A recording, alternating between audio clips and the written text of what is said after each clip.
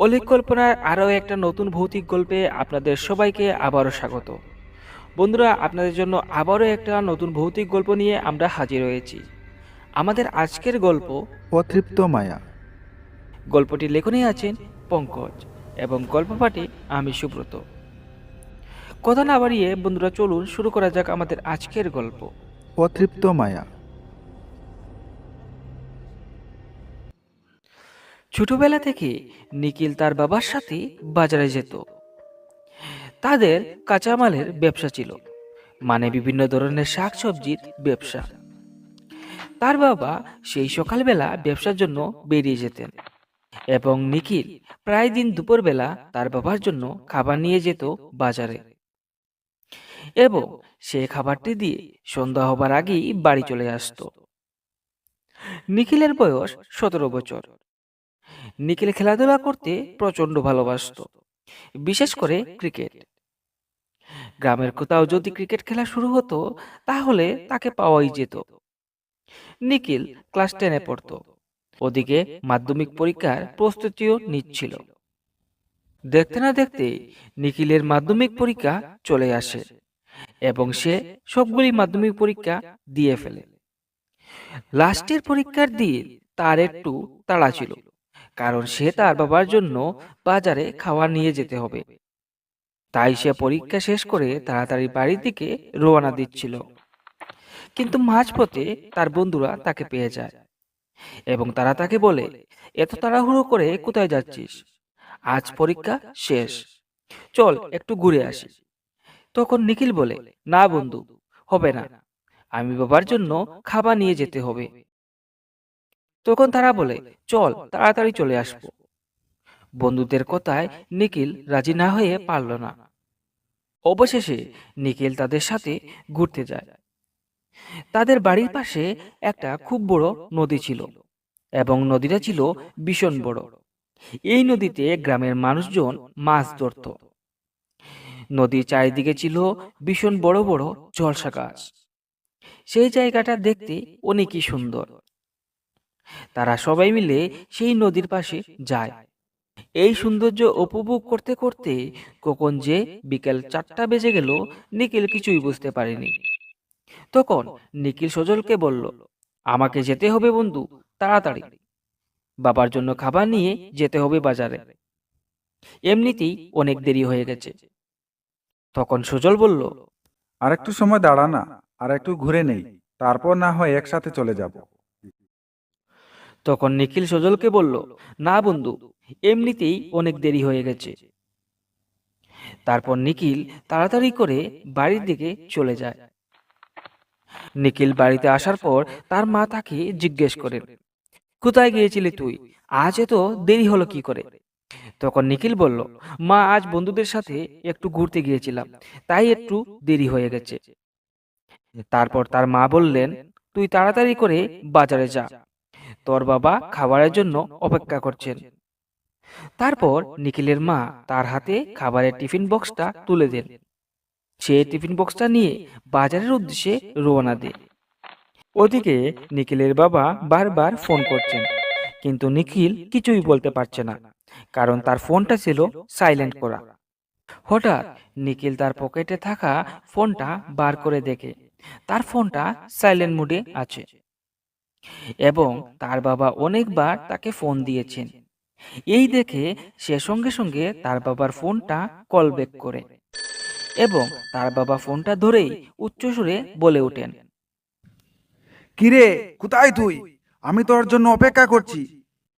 আজ কি খাবার নিয়ে আসবি না? তখন নিখিল বলল, এই তো আমি এসে গেছি, রাস্তাতেই আছি, একটু সময় লাগবে আর। এই বলে নিখিল আরো দ্রুত গতিতে ছুটতে লাগে বাজারের দিকে। একটু পর তার বাবা আবার ফোন দিলেন। কিরে, আর কতক্ষণ? তখন সে বলল, এই তো এসে গেছি। অবশেষে কিছুক্ষণ পর সে তার বাবার কাছে গিয়ে পৌঁছায়। তারপর তার বাবাকে ওই খাবারের বক্সটা হাতে তুলে দেয়। তার বাবা বলেন, তুই একটু দোকানে বস, আমি খাবারটা খেয়েই আসছি। আমার খিদেতে পেট জ্বলে যাচ্ছে। এই বলে তার বাবা খাওয়াটা খেতে গেলেন এবং নিখিল দোকানে বসলো। দোকানে বসার কিছুক্ষণের মধ্যেই দোকানের বিদ্যুৎ চলে যায়। অনেকক্ষণ ধরে সে বসে বসে অপেক্ষা করছিল। এদিকে তার বাবাও খাওয়া শেষ করে আসছেন না। কি করবে সে ভেবে পাচ্ছিল না। এদিকে সন্ধ্যা গড়িয়ে প্রায় রাত্র হয়ে যাচ্ছে, কিন্তু বিদ্যুতেরও পাত্তা নেই। সবাই যেন উদা হয়ে গেছে। এদিকে নিখিলের মনে মনে ভয় বাড়ছে, কারণ রাত্রিবেলা একা একা এতটা পথ হেঁটে যেতে হবে। কিন্তু তার কাছে অন্য কোনো রাস্তাও ছিল না। তাই সে একটা মোমবাতি জ্বালিয়ে দোকানে বসে। তার একটু পরেই একজন মহিলা তাদের দোকানে আসেন এবং কিছু জিনিসপত্র কেনেন। মহিলার বয়স হবে 30-এর কাছাকাছি এবং সাথে একটা 6 মাসের বাচ্চাও ছিল। হঠাৎ নিখিলের চোখ পড়ে ওই মহিলার হাতে থাকা একটা ব্যাগের উপর, এবং সে দেখতে পায় ওনার ব্যাগ থেকে লাল রঙের কিছু একটা পড়ছে। সাথে সাথে নিখিল ওনাকে জিজ্ঞেস করে, আপনার ব্যাগ থেকে ওটা কি পড়ছে? তখন উত্তরে সেই মহিলা বলেন, অনেকদিন হলো আমি মাংস খাইনি, তাই একটু মাংসের ব্যবস্থা করেছি। এবং আমার বাচ্চা কলিজা খেতে খুবই ভালোবাসে, তাই কিছু কলিজা খাবারের ব্যবস্থা করেছি। তারপর সেই মহিলা হালকা একটা মৃদু হাসি দিয়ে সেখান থেকে চলে যান এবং জিনিসপত্র নিয়ে যান না। উনি চলে যাওয়ার কিছুক্ষণ পর নিখিলের মনে হলো, এই ভদ্র মহিলা তো জিনিসপত্র নিলেনই না, এবং এই মহিলা কি সব কথা বলে গেলেন তাকে। এই 6 মাসের বাচ্চা কিভাবে কলিজা খেতে পারে? কি অদ্ভুত ব্যাপার! মনে হচ্ছে মাথায় কোনো দোষ আছে। এর কিছুক্ষণ পর তার বাবাও চলে আসেন এবং সে তার বাবাকে এই কথাগুলি জিজ্ঞেস করে। তার কথাগুলো শুনে তার বাবা বলেন, পাগল হয়েছিস নাকি? 6 মাসের বাচ্চা কলিজা কিভাবে খাবে? নিশ্চয়ই সেই মহিলাটির মাথায় দোষ আছে, নয়তো তোর মাথায়। যাই হোক, এখন তুই বাড়ি চলে যা, রাত্র অনেক হয়ে গেছে। একা একা যেতে পারবি তো? তখন নিখিল বলল, হ্যাঁ বাবা, আমি বাড়ি যেতে পারবো। তখন তার বাবা বললেন, ঠিক আছে, সাবধানে যাস, আর বাড়িতে গিয়ে আমাকে একটা ফোন দিস। আচ্ছা বলে নিখিল দোকান থেকে বেরিয়ে পড়ল বাড়ি যাওয়ার উদ্দেশ্যে। সে বাজার পেরিয়ে একটা শুনশান রাস্তার মধ্যে পড়ল। এবার তার মনে কিছুটা ভয় জাগ্রত হতে শুরু করলো এবং মনে মনে ভাবছিল, এই রাস্তায় যদি কাউকে সঙ্গী হিসাবে পেতাম খুবই ভালো হতো। একা একা বাড়ি যেতে ভয় করছে। বাজার থেকে ওদের বাড়ি প্রায় 30 মিনিটের রাস্তা হবে। সে একটা শুনশান রাস্তার মোড়ে একা একা দাঁড়িয়েছিল, যদি কোনো সঙ্গী পায়। কিন্তু নিখিল কাউকে পায়নি। অনেক কিছু ভাবার পর অবশেষে নিখিল একা একা বাড়ির দিকে হাঁটতে শুরু করে।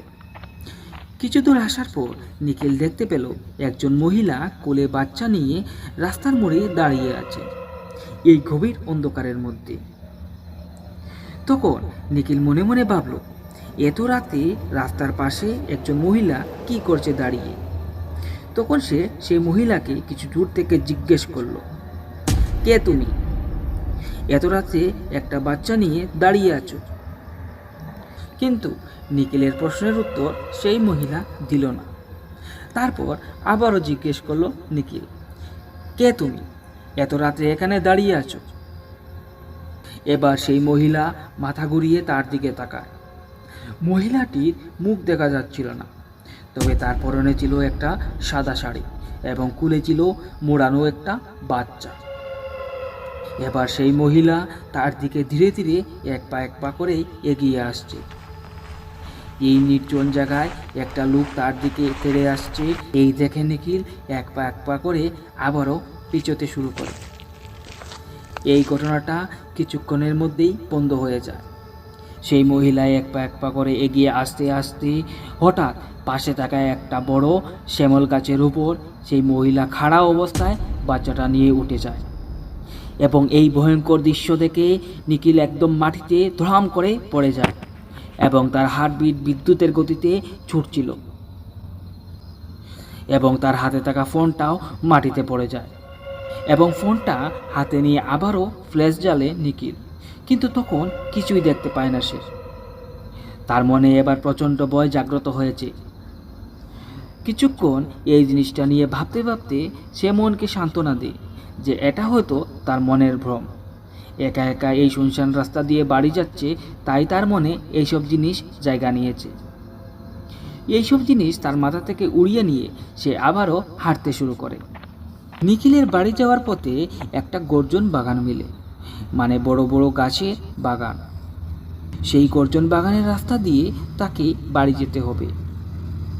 সে আবার হাঁটতে শুরু করে এবং সে হাঁটতে হাঁটতে সেই গর্জন বাগানের কাছে গিয়ে পৌঁছায়। বাগানের কাছে পৌঁছাতেই তার মনে হয়ে যায় তার বাবার বলা গল্পটা।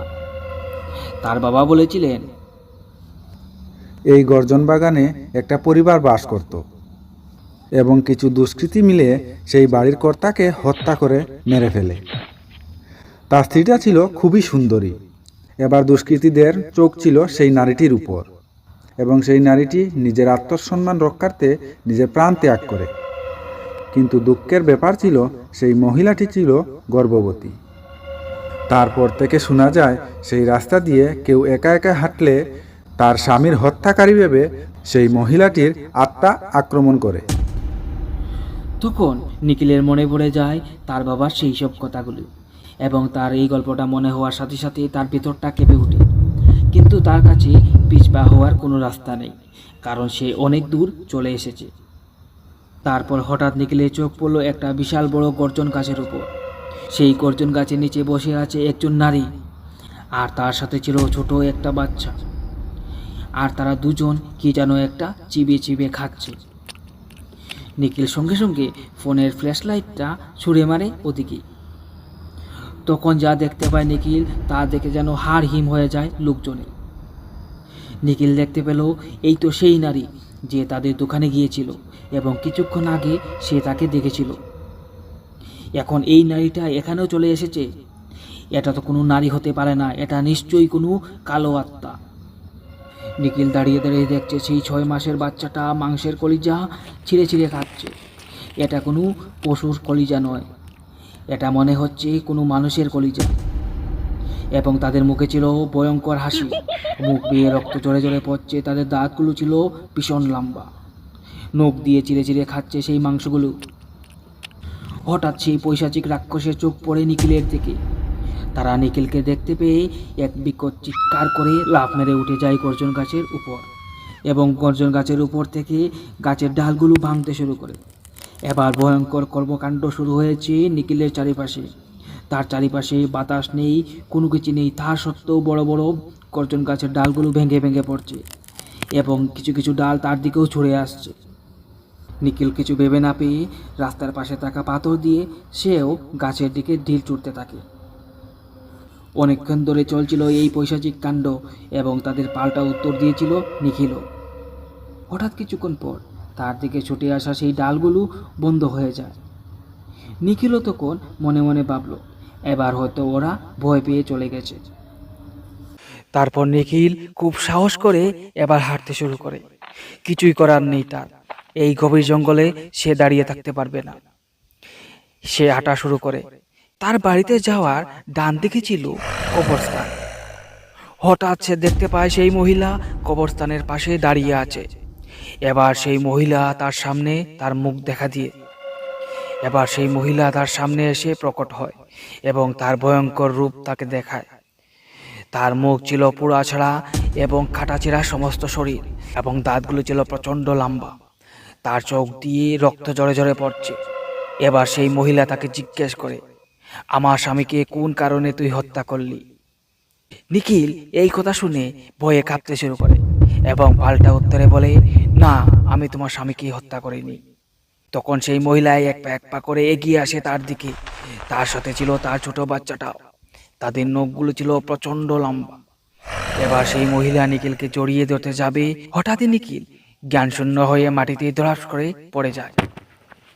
পরদিন সকালবেলা নিখিল সে তাকে তার বিছনায় শুয়ে এবং তার পাশে ছিলেন তার মা এবং বাবা। তখন নিখিল পাগলের মতো উঠে তার মাকে জড়িয়ে ধরে। তখন তার মাকে সে সব কথা খুলে বলে। তারপর সে জিজ্ঞেস করে, আমি এই বিছনায় আসলাম কি করে? তখন তার মা বলেন, তোর বাবা আমাকে ফোন করেছিলেন, তুই এত রাত্রি একা একা বাড়িতে আসছিস, তাই তোকে এগিয়ে নিয়ে যেতে। আমি তোকে আমাদের বাড়ির পাশে কবরস্থানে পাই। তুই জ্ঞানশূন্য হয়ে সেখানে পড়ে রয়েছিলি, সেখান থেকেই তোকে তুলে আনি। তারপর তার বাবা বলেন, তুই আর কোনোদিন রাত্রি হলে বাজারে যেতে হবে না। আপনারা এতক্ষণ শুনছিলেন আমাদের আজকের গল্প। অতৃপ্ত মায়া। গল্পটি লেখনে ছিলেন পঙ্কজ এবং গল্প পাঠে আমি সুব্রত। সবাই ভালো থাকবেন, সুস্থ থাকবেন। শুভরাত্রি।